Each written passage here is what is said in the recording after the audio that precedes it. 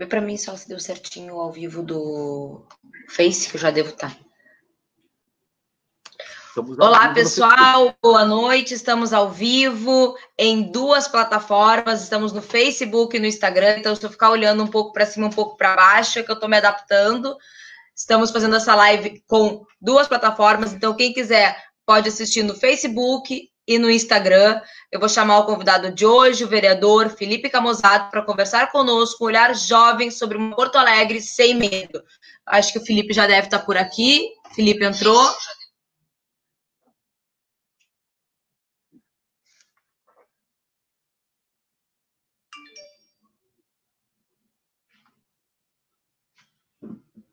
Agora sim. Olá, Felipe, tudo bom? É uma honra, estou muito feliz de estar aqui contigo essa noite, conversando, né, com um vereador jovem, com os novos olhares de Porto Alegre, que eu acho muito importante. Então, eu quero primeiro te dar boa noite. Boa noite, Mari. Um prazer estar falando contigo. Estamos aí, né, em multiplataforma, essas tecnologias aí que nos desafiam, mas muito bacana estar falando contigo. Acho que vai ser um papo bacana aí essa noite de hoje. E, enfim, estou à disposição aí, um prazer. Muito obrigada, Felipe. Pessoal, peço que quem estiver no Facebook e no Instagram compartilhe a nossa live para que a gente possa chegar ao maior número de pessoas. É importante a informação, é importante a troca de conhecimento. Quem quiser pode ir mandando também as suas perguntas, que a gente vai ao longo da live respondendo. E, Felipe, vamos começar falando, né, acho que a necessidade que a gente tem de um olhar jovem para uma Porto Alegre sem medo. A gente fala muito que Porto Alegre é burocratizada, né? Tem um sistema burocrata, um estado que é difícil da gente trabalhar, difícil de empreender, um estado que é difícil de fornecer segurança pública para os seus cidadãos. E parece, se a gente fizer um comparativo com pessoas, parece uma pessoa velha, já cansada, com aquela coisa desgastada que não consegue mais entregar o que precisa entregar. E eu queria que a gente pudesse agora ver como é que a gente pode reconstruir essa Porto Alegre, fazer esse olhar jovem, trazer esse novo oxigênio que é tão necessário para a gente avançar, modernizar, né? A experiência, como quando a gente fala de pessoas com experiência, é muito produtivo, é muito agregador, jamais descartamos isso, mas também eu acho que a gente precisa modernizar, trazer novas ideias, fazer com que a juventude participe mais. Nós temos uma juventude que, por vezes, não é muito ativa, né? Não, pois é, eu acho que tu falou aí sobre uma burocracia velha, devagar. Eu ia dizer, eu conheço muito senhor de idade, muito mais ágil do que a nossa burocracia municipal. Então, assim, nesse sentido aí, tem muito velhinho aí para dar a lição de agilidade para a gente. Realmente, eu acho que experiência é uma coisa, né? Outra coisa é efetivamente eficiência. Eu acho que a gente tem hoje um sistema legislativo, um sistema de operação de entrega de serviços públicos que ele não serve mais ao cidadão, ele tem servido muito mais a si próprio. A gente vê as estruturas da máquina pública nas suas diversas instâncias, muitas vezes se atendo, perdendo mais tempo, recurso a alimentar a própria burocracia do que entregar esse serviço para o cidadão. Então, pensar em novos atalhos, novas ferramentas, enfim.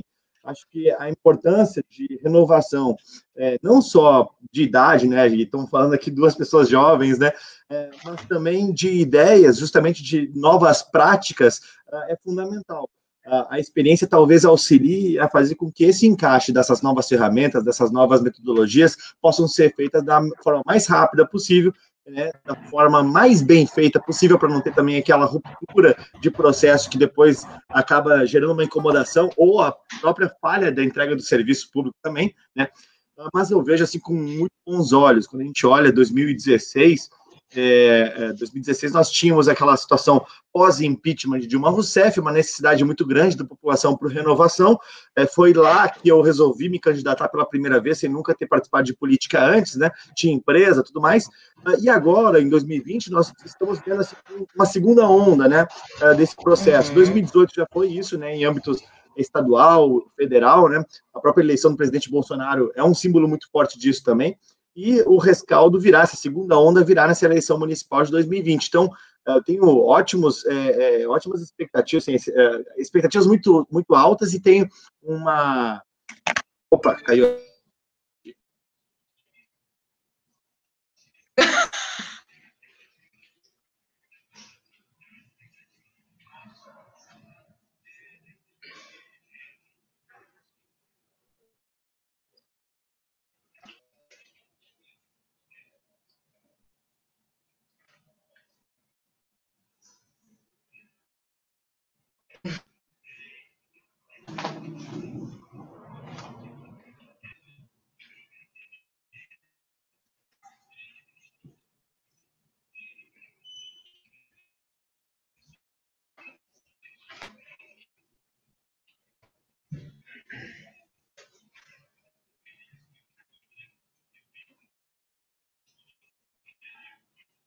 Uhum.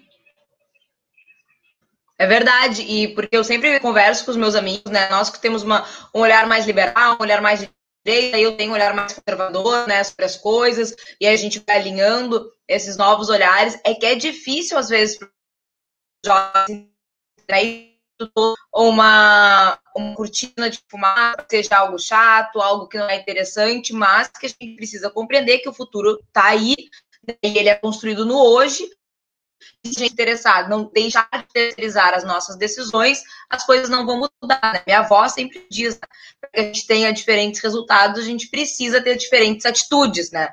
Então, eu acho que Porto Alegre precisa caminhar para isso, e acho que até quando a gente estava falando, quando tomamos o café, eu falava muito em questão da segurança pública, eu sou funcionária pública estadual, fundadora do Porto Alegre Sem Medo, da questão da segurança pública municipal, que a gente tem hoje um fraco investimento municipal em segurança pública. Se não me engano, hoje, né, que o município tem, menos de 1% investido em segurança pública municipal. A gente tem mais ou menos um legislativo um investimento de 1,96%, e a questão muito tua de economicidade, e eu concordo totalmente com isso, precisamos economizar no que deve ser economizado e aplicar no que deve ser aplicado. A nossa segurança pública, a Guarda Municipal, hoje tem menos de 400 guardas municipais. Em 10 anos foram chamados mais ou menos 10 guardas municipais do último concurso, e nós temos dificuldade de usar tecnologia. O cercamento eletrônico começou, de fato, a ser operado em 2017. Houve, sim, uma diminuição dos roubos e furtos, mas esses números agora, nesse momento, se está um pouco complicado em relação à pandemia. Estamos tentando implementar uma zona segura, que também é uma outra forma de tecnologia. O município, cada municipal, o investimento em segurança pública precisa ser modernizado, ser desburocratizado, Felipe?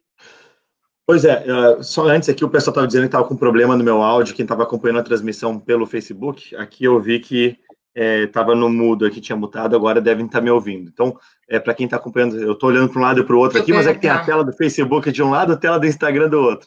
Mas te respondendo, Mariana, eu acho que assim, primeiro, nós temos um espaço muito pequeno orçamentário para fazer investimentos no município de Porto Alegre.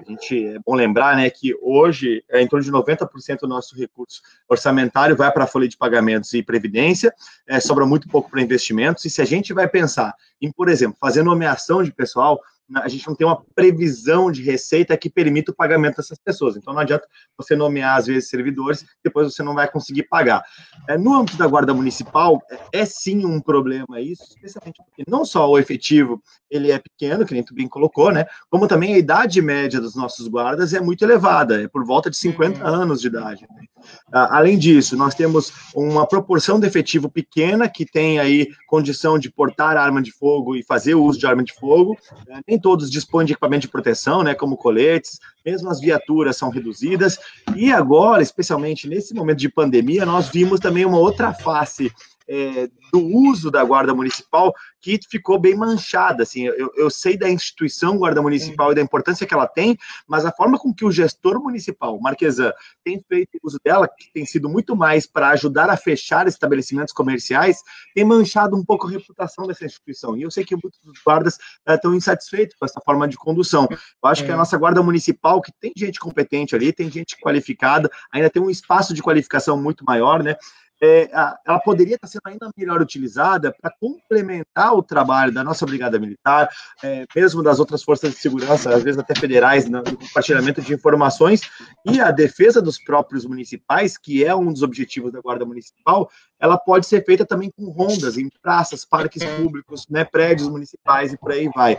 Isso começou a ser feito em alguma medida, mas ainda é bastante tímido, né? Então, desde o início do meu mandato, eu tentei todos os anos, primeiro, eu sou componente da Comissão de Orçamento e Finanças da Câmara, e durante os 3 anos eu relatei o orçamento, relatei lei de diretrizes orçamentárias e também relatei o plano plurianual do prefeito Marquesan. E nas 3 oportunidades, além do próprio orçamento e votação em cada um dos anos, eu coloquei emendas para retirar dinheiro de, por exemplo, publicidade oficial para destinar para compra de armamentos, treinamento, capacitação dos guardas, para que a gente pudesse ter até mesmo uniforme. A Guarda Municipal não tinha para conseguir colocar nos seus homens, assim. Então, é muito delicado esse tema, realmente, e quando a gente fala sobre o tema da segurança pública na cidade, para além da Guarda Municipal, tem também a questão de iluminação pública, tem também a questão de cercamento eletrônico, que são projetos que ainda estão correndo e que a gente tem uma expectativa muito grande que, né, sigam avançando. A questão da iluminação pública ela é muito importante, porque ela faz parte, inclusive, do plano diretor esse, né, que a gente ainda não tem a modificação necessária para poder avançar também como cidade, mas todas as teorias de segurança pública, técnicas, mostram que locais com iluminação são locais com menos criminalidade. E a gente tem uma cidade escura, extremamente escura, e mesmo quando relatados os problemas, há dificuldade de resolver essa iluminação. Então, concordo que a iluminação faz parte de política de segurança pública, faz parte do plano diretor, e a gente precisa também, é necessário que se pense nisso como algo prioritário, não deixar negligenciado, e o cidadão de bem sempre acaba pagando preço. Isso é tão real. Se a gente pensar nos últimos acontecimentos da capital, tristemente a gente teve um caso de uma mulher que foi estuprada numa rua do bairro Moinhos de Vento. Isso tudo, o dia era um dia escuro, era um dia chuvoso, e que não se tinha a iluminação necessária, não se tinha as condições necessárias para que ela estivesse evitando, prejudicou muito. Outra questão que para mim é muito claro, defendo isso, eu falo principalmente de segurança e defesa das mulheres, é que se a gente tivesse uma política armamentista, né, se pudéssemos nos defender, tenho certeza de que talvez esse crime de estupro também seria evitado, porque é uma forma que, quando o Estado não está presente, a sociedade precisa, né, ter as suas liberdades individuais garantidas por si próprio. E esse mesmo autor do fato, ele estava com uma condenação de 90 anos, nós tínhamos uma tecnologia que não estava sendo aplicada naquele momento, que era o monitoramento eletrônico, para o preso, foi largado em decorrência da pandemia, e a gente vê a mulher na situação de vulnerabilidade. Dias depois teve a questão do Furca, também viralizou os vídeos, então a gente percebe esse aumento, sim, da criminalidade, e eu falava tempo de primeira onda, que seria o aumento da segurança, o aumento da criminalidade pós-pandemia. Então, acho que é uma coisa que precisa se pensar, e se pensar desde agora, para não piorar a situação, né, Felipe?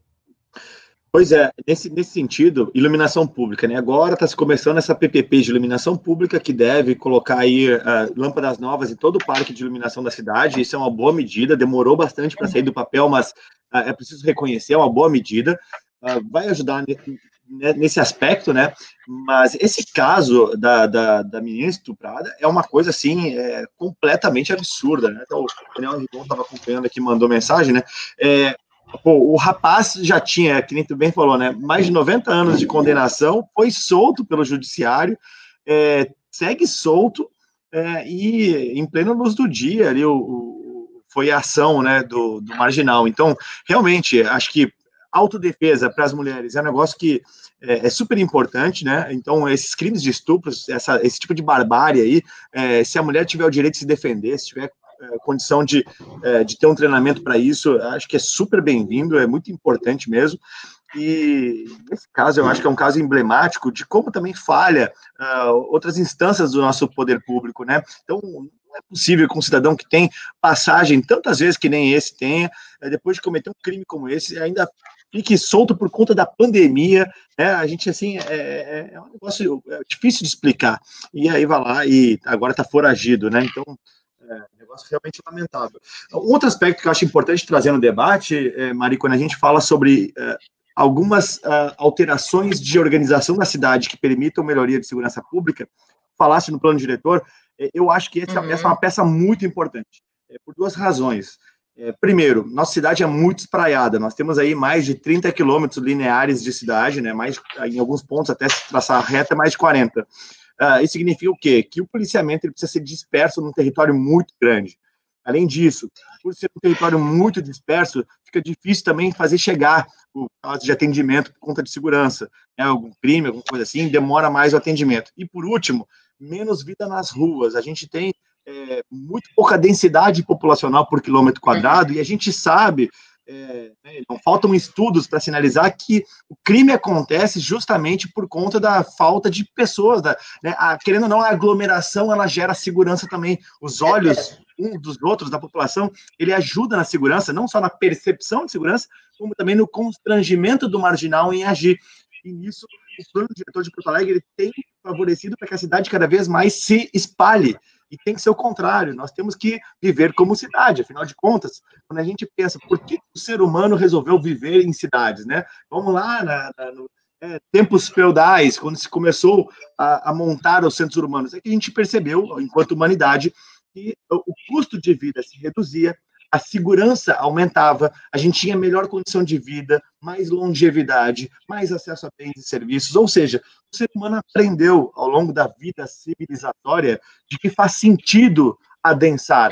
E o plano diretor de Porto Alegre e os planos diretores Brasil afora, desde o Estatuto das Cidades, lá da década de 50, ele vai contra a lógica do desenvolvimento humano. Ele basicamente determina que a gente se espalhe e viva como se fôssemos zona rural. E isso não faz sentido e dificulta muito a segurança nos municípios. É verdade, concordo totalmente. Acho que a questão da gente se aglomerar, onde tem presença de pessoas, é muito mais difícil de o crime acontecer, iluminação, e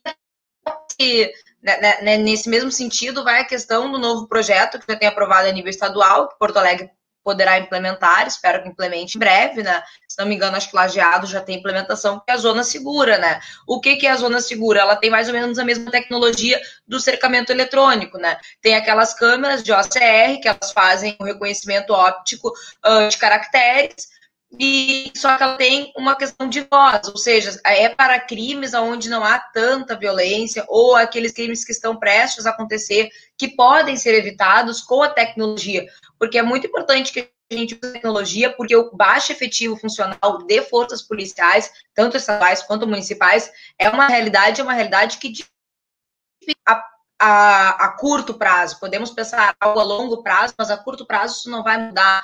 A gente tem uma brigada militar que tem um efetivo muito menor do que ela tinha há 20 anos atrás. Ela tinha um efetivo maior, ou seja, cresceu a população e diminuiu o efetivo.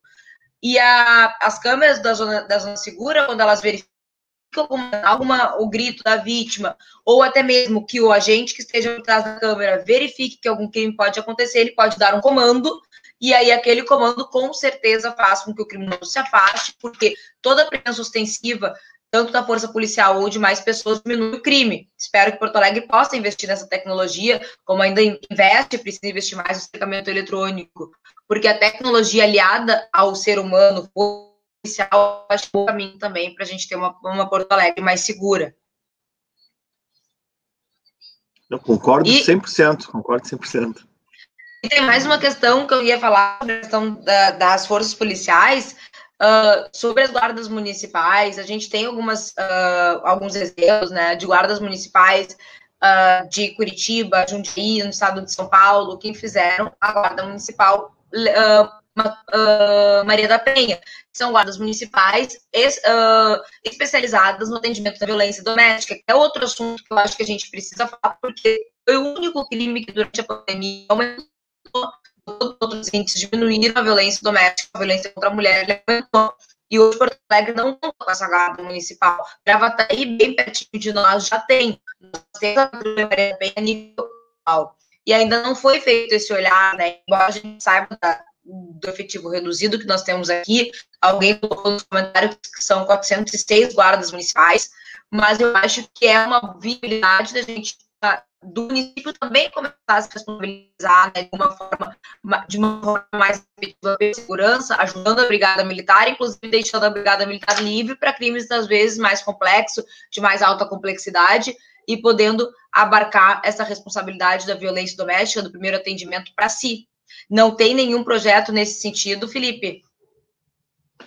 Nesse sentido, os projetos que se tem, né, eu não lembro de ouvir nada assim em termos do executivo, a prefeitura propondo algo nesse sentido. O que se tinha pensado até então, né, a prefeitura vem trabalhando com a questão de cercamento eletrônico, integração de informações com as diferentes forças policiais e estruturas de segurança,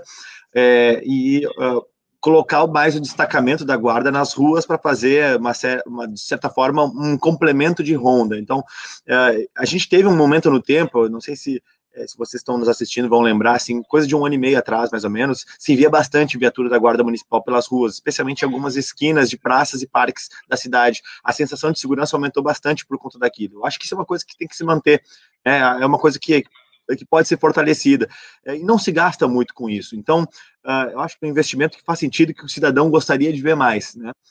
Por outro lado, em termos legislativos, o que os vereadores podem propor, a gente fica de mãos amarradas. O vereador não pode propor que se faça isso. Isso é uma coisa que a Constituição determina que tem que ser o executivo que organize a sua organização de oferta de serviço na cidade. Cabe ao prefeito, em exercício, determinar. Então, nós podemos dar o aval ou não, ou alterar um projeto que ele proponha e remeta para a Câmara.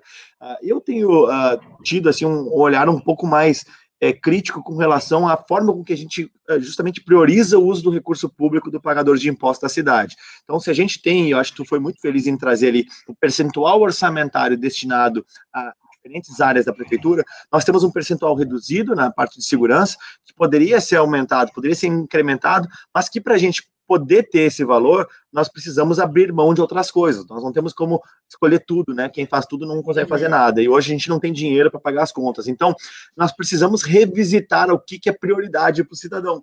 Então, enquanto a gente discute temas tão relevantes como segurança pública, a gente está botando dinheiro em outros temas que talvez não sejam tão relevantes na cidade, e que oneram esse orçamento. Então, esse tipo de discussão é muito importante ser feito, por isso também que eu fazia questão de, durante os debates de orçamento na cidade, a gente poder destacar valores. Vamos lá, a gente está num ano onde o prefeito está respondendo uma investigação de impeachment por fazer um destacamento no orçamento de 35 milhões para publicidade oficial, e desses 35 milhões usar uma parte ali sem ter exatamente cumprido aquelas regras. 35 milhões de reais é por volta de 75% do orçamento de segurança pública da cidade. Então, olha a relevância desse gasto, né? Então, se você pega esses 35 milhões de publicidade e reduz, que seja 20%, já é um incremento de investimento de segurança pública muito relevante para a cidade. Muito relevante. Então, assim, é um olhar que parece ser pequeno, mas que tem um efeito enorme. Esses meus 3 anos e meio de mandato ali na Câmara, eu consegui acumular agora, até julho desse ano, mais de 1,5 milhão de reais em economias de verbas de gabinete, por exemplo, né? Obviamente, cada mandato tem suas funções, tem suas características e tudo mais. O meu, por ser também um mandato mais pautado pela austeridade, mais até digital, do que ficar indo de carro em todos os lugares, a gente conseguiu ter uma economia muito grande. Esse 1,5 milhão de reais, colocados na Guarda Municipal, fariam, nossa, uma diferença gigantesca em termos de aquisição de armamento, de munição, de coletes, de combustível para as viaturas, até mesmo de veículos. Então, assim, repensar a prioridade de alocação de recursos, eu acho que é uma coisa muito importante e é bom que tenha mais gente preocupada com isso, Mário. Não, e na questão também até da Guarda Municipal ter um local para treinamento, né? Infelizmente, nossa Guarda Municipal não dispõe hoje, né, de uma academia própria, então isso também dificulta os treinamentos. E eu acho que sempre bom que a gente lembre dos exemplos, né? Para quem já viu falar de exemplos de outras cidades, outros países, inclusive, que investiram na municipalização da polícia e tiveram um retorno muito positivo, né? O policial municipal, ele normalmente é quem mais conhece a cidade, é quem mais conhece a comunidade, então é importante também essa atuação, e acho que essa virada de chave é muito importante como política pública, porque como tu bem destacou também, né, Felipe, não são os guardas municipais que escolhem quais são as atividades, como eles vão elaborar as suas ações, né, existe todo um comando, e esse comando é que pensa para ele. Até quero dar um beijo para o Walter Nagestein, que está nos assistindo, e disse que prevenção familiar contra a violência é tudo. E é verdade, porque uma família violenta, ela gera um indivíduo violento, né? Até não é à toa que quando a gente vai estudar mancha criminal, a gente vê que na mancha onde tem maior número de homicídios é onde tem maior número de violência doméstica contra a mulher. Porque quando tu vive naquela família que tem a violência como base, como valor. Quando tu vai para a rua, tu só vai propagar aquilo que tu acabou conhecendo em casa, e aí sim acaba sendo crime o primeiro caminho, infelizmente. Acho que educação, estrutura familiar, essas questões também são muito importantes para avançar para numa nova Porto Alegre, numa nova política, que a gente tem alguns avanços, a gente não pode descartar isso, mas que nos últimos tempos, acho que a pandemia, inclusive, nos mostrou as dificuldades, né, que a gente acaba vivenciando e o quanto a gente precisa, né, ter uma vida mais prática, uma vida mais próxima das pessoas, e que a gente não pode deixar jamais, né, os lugares vazios, porque isso, além de tirar a vida da cidade, aumenta a própria criminalidade. E até nessa seara é importante falar que a questão do pedágio urbano é muito prejudicial por causa porque as pessoas já têm um medo, uma dificuldade de andar pelo centro da cidade. Já é algo complicadíssimo para quem, né, quer viver a nossa cidade. Não é um centro que nos atrai, não tem uma vida noturna, e agora com o pedágio urbano dificulta mais o acesso, dificulta mais a circulação, dificulta mais com que as pessoas possam estar ali. Essa ideia do pedágio urbano, olha, é prêmio de criatividade em momentos inoportunos, assim. Eu, sinceramente, acho que foi uma brincadeira do prefeito para fazer palestra e dizer que propôs alguma coisa diferente, porque, assim, foge totalmente da realidade que a cidade está vivendo, né? Acho que tu colocou bem os pontos, assim, é muito inoportuno, não faz sentido comparar o que é a realidade de Londres, de Singapura, de Hong Kong, que são centros extremamente adensados, que têm um PIB per capita aí de 6, 7, 10 vezes o PIB per capita porto-alegrense, que tem no seu centro, sim, uma concentração comercial, financeira importante, diferente de Porto Alegre, que é um centro muito mais largado à sua história, que vive um passado nostálgico aí da década de 60, 70, e muito por conta do próprio poder municipal, né, que ele deixou de lado. Então, assim, colocar o pedágio ali é basicamente dinamitar aquele centro histórico e fazer com que ele afunde de vez. É bem pelo contrário que eu imagino a coisa, né? Nós precisamos pensar em como que a gente incentiva as pessoas a retornarem para a vida urbana, né, a voltarem a habitar esses locais. Curiosamente, eu estava lendo hoje um artigo sobre Vancouver, no Canadá. A Vancouver, até deixo a indicação aí do blog, site Caos Planejado, que falam bastante sobre planejamento urbano, e um amigo meu escreveu esse artigo, é um arquiteto urbanista aqui de Porto Alegre, fala muito sobre construções urbanas e prédios e tudo mais, ele gosta muito de falar sobre prédios altos, mas, além de um entusiasta de prédios altos, ele estudou o tema de Vancouver.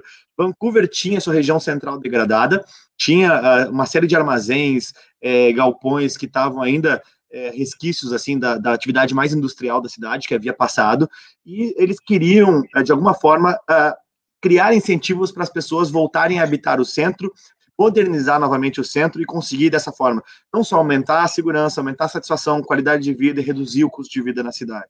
O que eles acabaram concebendo foi toda uma estrutura de revitalização dos espaços públicos, então calçamento, iluminação, algumas atividades de lazer ali, como também alguns empreendimentos-chave ajudaram a trazer atratividade para o local. E uns deles foram prédios onde a base ela tinha como se fossem não só lojas, mas residências de 2, 3 andares que tinham vidraças e espaços, fachadas para a rua, que possibilitariam tanto residências que tinham vista para as ruas e ajudar esse conceito de segurança do olho da rua, como também tinha opção comercial. Então foi um modelo relativamente misto, que tinha muito ceticismo se isso teria ou não atratividade, mas que no final das contas, quando foi lançado o projeto, teve um boom de demanda, vendeu tudo rapidinho e hoje virou uma região super cobiçada, que valorizou pra caramba, e o centro de Vancouver hoje é referência, inclusive, de revitalização de zona urbana. Então, assim, acho que Porto Alegre, obviamente, guardadas as proporções com o Canadá, né, mas Porto Alegre tem muito o que aprender mesmo olhando para fora. E a gente aí, acho que em vez de pensar em como cobrar mais do pagador de impostos com um pedágio, talvez o caminho seja outro, né? Como é que a gente atrai as pessoas para quererem investir e morar no centro? Isso até é um assunto bem importante que eu quero entrar contigo, mas antes eu só vou falar uma questão de segurança pública. Muitas pessoas são muito contra prédios, prédios grandes, enfim, só que toda vez que a gente coloca o prédio em alguma área, a gente coloca mais circulação de pessoas. Toda vez que a gente coloca mais circulação de pessoas, a princípio aquela zona ela é mais segura, ela vai ter mais pessoas circulando, ela vai ser uma zona com menos criminalidade. Só a título de informação, isso é uma teoria bem importante da segurança pública.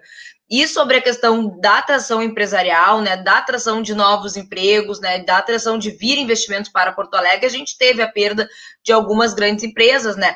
Foi a nível estado, mas a gente também sabe que Porto Alegre não é uma cidade atrativa para investimentos devido aos altos tributos, porque o empresário hoje, para vir aqui, ele tem que pagar uma taxa muito grande, sendo que outros estados, outras cidades, são muito mais propícias ao seu empreendimento, né, Felipe? É verdade. A gente tem, quando a gente pensa, né, em centros urbanos, Porto Alegre não compete unicamente com as cidades ao seu redor, né? Então, obviamente, nós não temos mais a disposição industrial que tínhamos no passado, né? As indústrias já não mais se instalam em grandes centros urbanos, capitais, elas acabam buscando região metropolitana, mas para ser um centro de serviços, especialmente tecnológico, de serviço de inovação, capitais costumam ser bastante atrativas. Porém, quando a gente olha, por exemplo, aqui para o lado, né, Florianópolis, Curitiba, né, mesmo São Paulo, Belo Horizonte, são centros que conseguiram, em uma série de atividades econômicas, ter alíquotas de ISS, por exemplo, menor, conseguiram oferecer condições de instalação melhores, e aqui eu não falo nem sobre benefício, né, não estou falando sobre dar dinheiro para empresário, pelo contrário, é você fazer com que a burocracia para vinda, instalação e operação seja mais facilitada, né, que os processos todos de licenciamento sejam mais rápidos, mais simples, que se tenha uma segurança jurídica para isso e que, obviamente, você consiga projetar um investimento sabendo que aquela alíquota vai ser competitiva e permanecerá competitiva, né? Não adianta nada pensar em fazer, por exemplo, vou montar um e-commerce e basear ele em Porto Alegre. Hoje, o ISS, digamos, está com uma alíquota de 4%. Mas toda hora fica mudando as alíquotas. Tu vai instalar esse empreendimento aqui ou tu vai buscar um lugar onde você sabe que a alíquota é baixa e tem uma condição de permanecer baixa? Como Porto Alegre tem esse desequilíbrio fiscal e recentemente nós aumentamos o IPTU, né? Nós não, a Câmara, alguns vereadores, eu votei contra, né? Sempre fui contra, mas a cidade aumentou o IPTU. Então, a sinalização para o investidor não é muito positiva, né? É de uma cidade que, olha, quando precisa, vai lá e aumenta imposto. Né? Ela não resolveu ainda essa equação fiscal. Essa questão de IPTU é uma questão muito importante porque ela afetou diretamente o cidadão, né? E ainda mais no momento agora de pandemia, onde todo mundo também está sofrendo no bolso, né? Porque, infelizmente, tivemos políticas que restringiram pessoas saudáveis de trabalhar, né? O Estado que já se sentia antes no direito de mandar na economia, né? Um Estado que não é liberal, um Estado que não deixa o livre mercado acontecer. Na pandemia, ele tentou fazer mais uma vez o que há muito tempo se tenta, que é o controle social, né, o controle estatal sobre tudo, e proibiu pessoas saudáveis de trabalhar. E aí agora, com pouca renda, inúmeros lugares fechados, eu até estava lendo um pouco antes também da gente entrar na live, que o supermercado Dias, ele vai fechar todas as redes dele no Rio Grande do Sul, todas as lojas deles no Rio Grande do Sul. Ou seja, quantas pessoas, quantas famílias vão ficar sem emprego, sem alimento, né? Talvez por muito, talvez não, tenho certeza que por muito mais ingerência no momento da crise do que por necessidade para combater o coronavírus, que a gente sabe que foi grave, mas que houve erros que a sociedade está pagando por isso. E aí a gente tem um aumento de IPTU, que o dia da votação do aumento de IPTU foi um dia histórico, porque os vereadores que se comprometeram a votar não acabaram ou se isentando ou votando sim, e aí a gente teve essa aprovação. Eu acho que muitas das pessoas que diziam que estariam ao lado do cidadão de bem, que não iriam aumentar o imposto, acabaram não cumprindo com a sua promessa, né, Felipe? Pois é, durante 3 anos nós conseguimos evitar esse aumento, né? Até no primeiro ano eu cheguei a entrar na justiça contra o prefeito, quando ele tentou votar isso à véspera do Natal, mas infelizmente no último ano realmente ele conseguiu conquistar a maioria e aprovou. Então a gente já está pagando, infelizmente deu a coincidência de ter pandemia junto do aumento do IPTU e não só isso, o aumento do IPTU ele concentrou ainda mais no imóvel comercial. Então se o residencial aumentou 100, o comercial está aumentando por um fator de 4, é 4 vezes maior no comercial do que era no residencial. Então, o empreendedor ele foi punido ainda mais, né? Então, a gente já tinha uma situação desfavorável para quem tinha um comércio de bairro, né? Para quem tinha seu estabelecimento profissional, ficou ainda pior, ficou ainda mais caro. E quando a gente olha para o lado, a região metropolitana de Porto Alegre acabou se tornando mais convidativa ainda para o cidadão deixar Porto Alegre e ir para Canoas, ir para Gravataí, para Cachoeirinha, enfim, buscar uma cidade vizinha para estabelecer o seu negócio, e muitos, inclusive, permanecem prestando seus serviços, né, atuando em Porto Alegre, mas mudaram seu domicílio fiscal, né, mudaram a sua origem na região metropolitana, ou seja, Porto Alegre queria tanto aumentar a sua receita que o IPTU que perdeu muitos empreendedores e muitos negócios para a região metropolitana. Sim, infelizmente veio junto com a questão do coronavírus, e inclusive, né, e agora a gente acaba vendo essa questão do aluga-se, do vende-se, das lojas fechando, dos empregos faltando, e aí a gente tem junto ainda essa sensação de insegurança, porque tem o impeachment do prefeito, tem as eleições que estão para vir, então é um cenário que está muito complicado para quem vive, né, da sua renda, para quem tem que trabalhar para sustentar a sua família. E acho que a gente precisa pensar muito, né, em benefícios fiscais, pensar muito em como poder ajudar esse microempreendedor, em como poder ajudar essas pessoas a retornarem à sua vida, e não pensarem, né, numa frase que me incomoda profundamente, no novo normal, né? O novo normal, esses dias eu tuitei sobre isso, eu falei que o novo normal é todo mundo desesperado para voltar ao antigo normal, né? Exatamente, eu acho que tá todo mundo cansado, né? Embora a gente saiba da gravidade da situação, mas tá todo mundo cansado de ter que acabar modificando as suas rotinas e vendo outras cidades já conseguindo voltar, né, a uma estabilidade, a uma vida mais normal, a uma vida mais ativa, e a economia fluindo, porque nós não temos como lembrar que a economia é o que move tudo, né? Ela vai mover nossa subsistência, ela vai mover, inclusive, as nossas relações de amizade, de carinho, e a nossa sanidade mental. Não é à toa que nós estamos, inclusive, acho que no Setembro Amarelo, né, que é quase certeza que é Setembro Amarelo, que fala sobre a questão do suicídio, a questão da depressão, que durante essa pandemia aumentou muito, e a gente teve, inclusive, todos esses locais que tratavam, né, municipalizados, que tratavam dessas questões de auxílio, até as mulheres vítimas de violência doméstica fechados, porque eles não eram considerados locais com essencialidade. Então, isso também prejudicou bastante, né, a sanidade mental, eu acho, da gente, das pessoas que não tinham outros recursos durante a pandemia.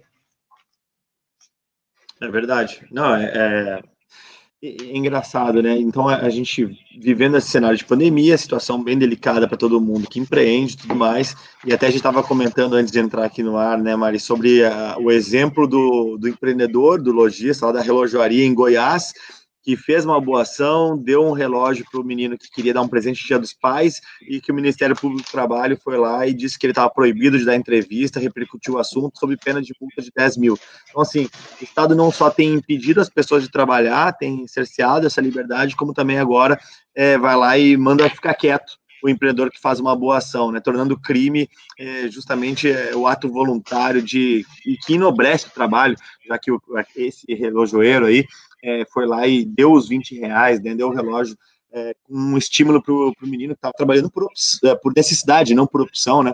Sim. Engraxate por necessidade, como muitos outros tem por aí, precisa matar a fome, e que ele disse, olha, segue trabalhando sério, um dia tu vai, né, segue estudando, vai ter o futuro, etc, etc.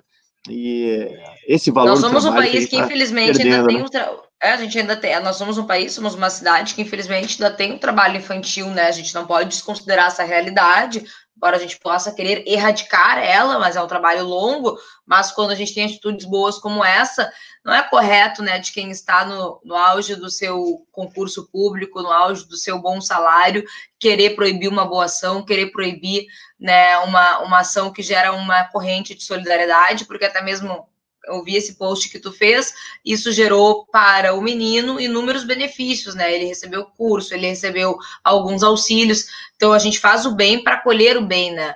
E o Ministério Público do Trabalho, ele não teria nenhum motivo de fazer essa ação fiscalizatória desse sentido, somente para colocar, né? Acho que a presença estatal sempre está tentando se sobrepor ao empreendedor, à liberdade econômica, às boas ações. E deu a infeliz coincidência, né, de que o procurador do trabalho é um colunista da Carta Capital. Eu acho que isso diz muito sobre qual é a filosofia do trabalho que ele acredita.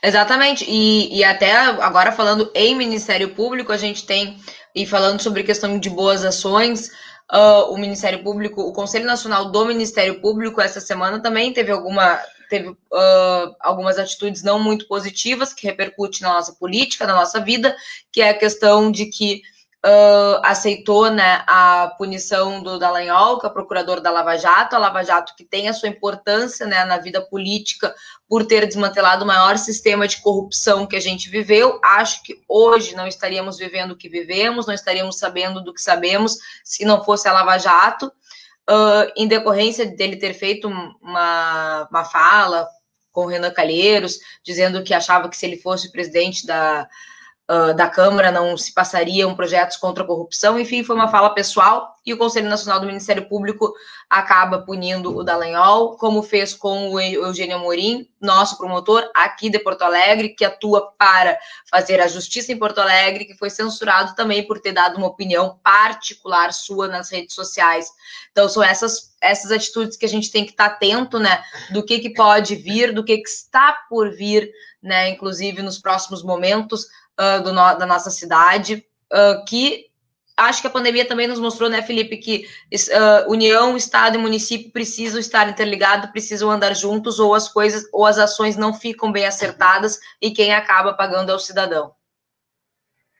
É verdade. Não, esses exemplos que tu trouxe são muito importantes, né? É o poste mijando nos cachorros, né? Então, são punidos por falar a verdade, né?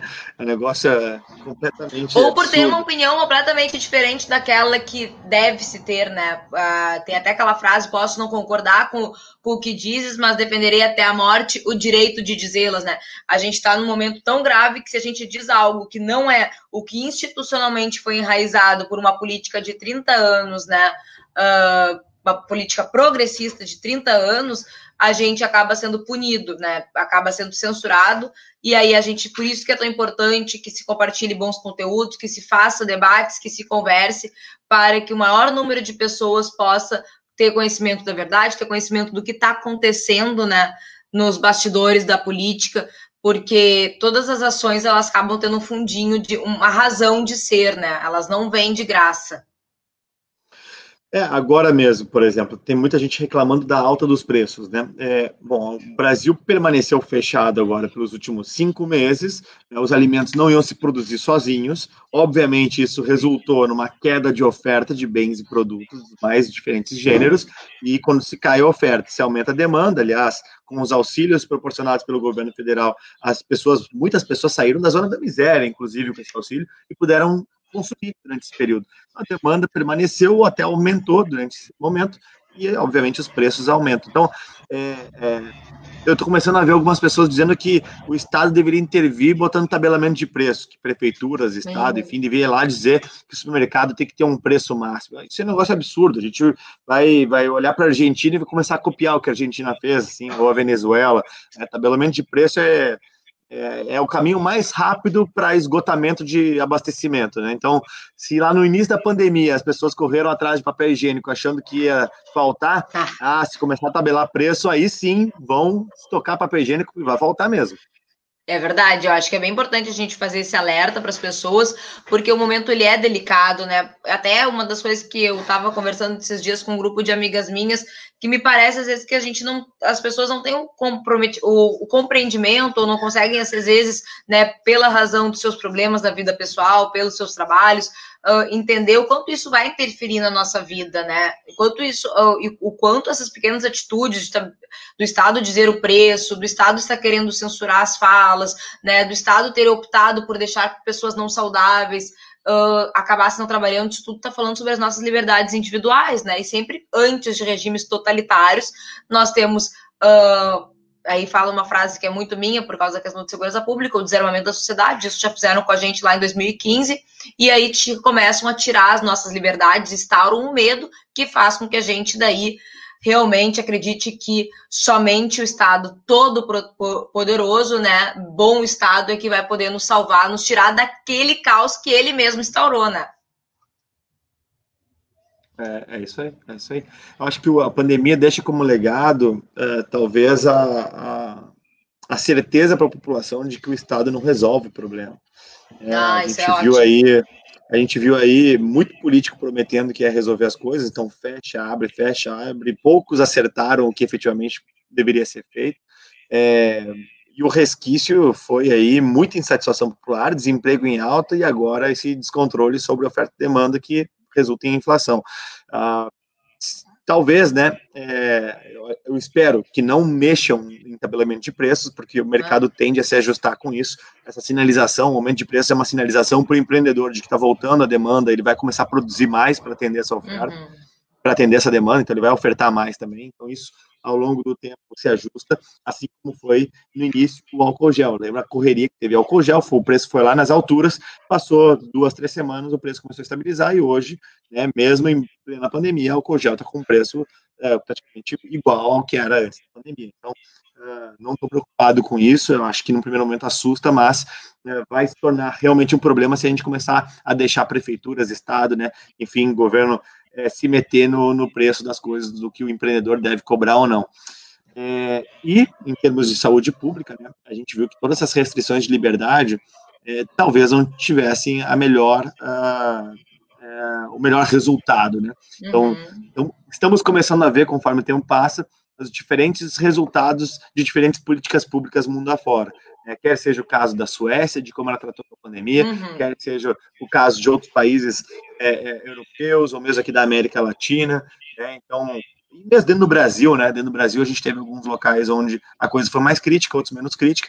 O que me causa maior incomodação é que Porto Alegre aparentemente foi a primeira ou uma das primeiras a começar as restrições, e ao que tudo indica será uma das últimas a derrubar as restrições. Então, assim, fizemos aparentemente tudo errado, já que a gente começou cedo e terminou tarde, né? Exatamente, e acho que até algumas atitudes dessas tomadas durante a pandemia fazem parte, né, das razões do prefeito hoje estar respondendo ao processo de impeachment, né, acho que subsidiaram a aceitação do processo de impeachment. Também tem uma CPI, né, que está andando, que acho que foi antes se não me engano, acho que essa denúncia da CPI, ela veio antes da aceitação do impeachment, então são duas coisas... Ela é de 2019, ela é de agosto de 2019. E aí daí durante a pandemia que ela foi aceita a verificação, né? Porque antes acho que já tinha se tentado e acabou se suspendendo, não teve alguma coisa nesse sentido? Os processos, a CPI ela correu desde o ano passado até março desse ano, quando começou a pandemia. A pandemia suspendeu os trabalhos da CPI, ela já estava quase concluída, e no final das contas o que nós tivemos foi agora, umas 2 semanas atrás, mais ou menos, a entrega do relatório final da CPI. Então, ela não parou, na verdade, o relatório até traz a sugestão de indiciamento de 3 pessoas, né, dentre elas o prefeito, por 6 diferentes crimes, alguns com mais robustez, outros com menos, mas em todo caso, a CPI foi concluída em cima de denúncias que não são as mesmas do processo de impeachment que a Câmara admitiu a investigação. São coisas distintas, embora ambas relevantes. Exatamente, mas eu acho que é importante que a gente mostre também essas ações, porque são ações que antes, né, em momentos diferentes, não eram levadas em considerações. Acho que temos um processo de impeachment quando se tem, né, algumas atitudes já dentro da pandemia. Isso mostra que nós estamos avançando como sociedade, como Câmara de Vereadores, que também quer uma política mais honesta e procurando que se lese que se tenha o menor prejuízo possível à sociedade. Então, eu acho positivo. A gente não consegue controlar as ações das pessoas, mas a gente pode fiscalizar, e fiscalizar rápido é a obrigação e é o que desejamos, né? A Lava Jato, que eu falei, ela tem um delay de 3 anos, né? Então, que a gente não tenha mais esses delays, que a gente possa fazer com que as ações sejam investigadas em tempo real, e agora a gente consegue verificar isso. Eu acho que é positivo. A gente verifica em Porto Alegre, verifica a nível nacional também. Acho que é um novo momento que está nos levando a um caminho de uma Porto Alegre melhor. Quero te agradecer, Camozzato, por ter participado dessa conversa comigo. É sempre um prazer estar aqui contigo. Te agradeço pelo trabalho prestado à nossa sociedade. Muito obrigada mesmo. Acho que nós temos que fazer sempre a nossa parte e te agradeço por fazer a tua também. Imagina, Mari, um prazerzão poder falar contigo. Acho que é muito bacana, que nem eu falei lá no início, assim, fico super empolgado com pessoas qualificadas, dispostas, assim, cheias de energia, que queiram ajudar a mudar esse cenário de coisas. Então, estou aí super entusiasmado, né, com a tua pré-candidatura. Acho que, independente do partido, né, eu sou vereador pelo Novo, mas lá dentro da Câmara nós precisamos de aliados dos diferentes partidos. A gente sabe que ninguém resolve nada sozinho, então é muito bacana ver pessoas novas, né, com esse espírito vindo querer fazer a diferença. Eu já fui uma dessas pessoas em 2016, agora, como pré-candidato à reeleição, quero ajudar, obviamente, que mais e mais pessoas, assim, com esse espírito, venham fazer a diferença. Então, te parabenizo, né, pela coragem aí, botar a cara, acho que é isso que a gente precisa mesmo. Agradecer a atenção de todos vocês que nos acompanharam aqui e sigo à disposição.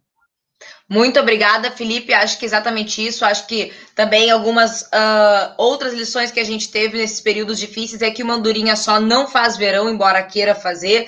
Então, a gente precisa da união, independente de onde está, mas que as pessoas estejam, né, imbuídas de fazer o bem, de prestar um bom serviço à sociedade, de sermos honestos e de termos um local melhor para todos vivermos, um futuro melhor. E fico muito feliz, né, de nesse caminho estar encontrando pessoas legais como tu. E a gente está aí à disposição. Em breve a gente conversa mais. Te agradeço muito. Um beijo a todos que estão nos assistindo. Muito obrigada por estarem aqui comigo. Quem gostou dessa live, compartilha, manda para os amigos que não puderam ver, para que essa informação chegue ao maior número de pessoas. Um beijão e boa noite, pessoal. Tchau, pessoal. Valeu.